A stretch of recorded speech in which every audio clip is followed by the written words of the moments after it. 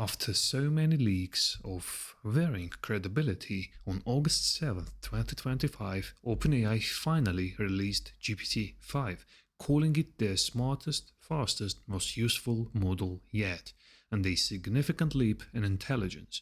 They have promised state-of-the-art performance in everything from coding to health.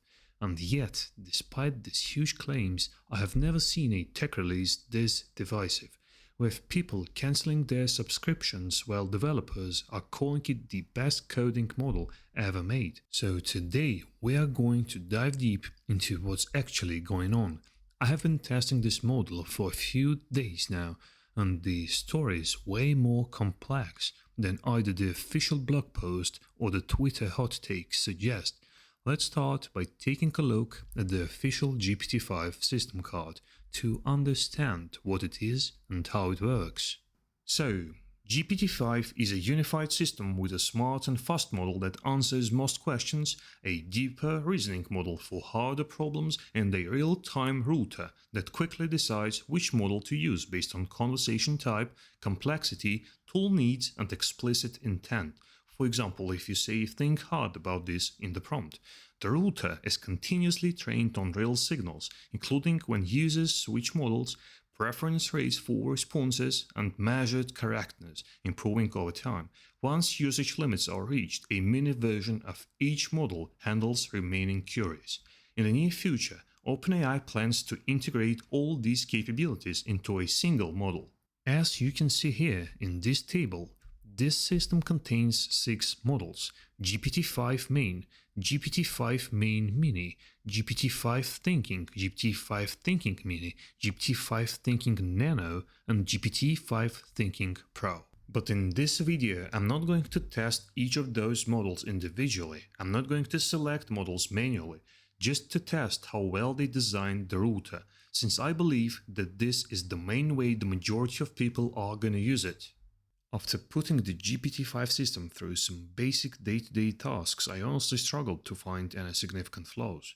Its programming capabilities, for example, while not always perfect, are a massive leap ahead of any competition. And it's this context of incredible performance that makes its single biggest weakness both shocking and specific.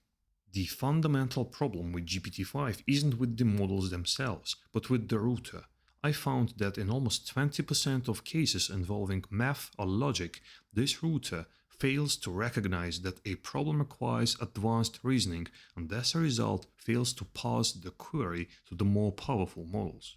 I believe the single routing flaw is the main reason for the massive user backlash we have seen on platforms like Reddit and X, with people claiming this version is far worse than previous models. What poured gasoline on this fire was OpenAI's decision to initially remove access to older models upon release, with everyone forced into a new system with this flaw. The frustration became so intense that OpenAI is now bringing back model selection for paid users, just to manage the negative feedback. Since all this drama is already well covered, let's move on and first establish a baseline and look at where current top models truly excel. Coding. But performance doesn't exist in a vacuum, it comes with a price.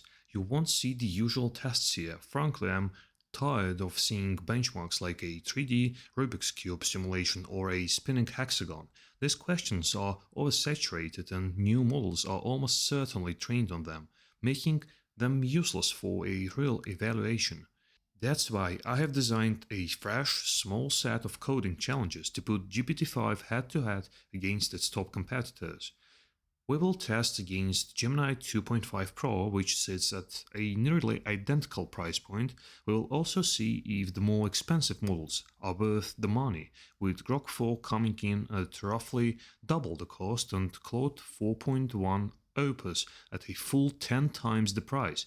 You are about to see how they all stack up on novel problems. And for GPT-5 specifically, you will see that while its output isn't always perfect on the first try, its ability to code is still deeply impressive. Let's dive in. So here are the prompts that I'm going to test. These will also be provided in the video description for you to copy and test on different models. You may also consider to use these prompts on GPT-5 again to see if the router is fixed by the time you are watching this.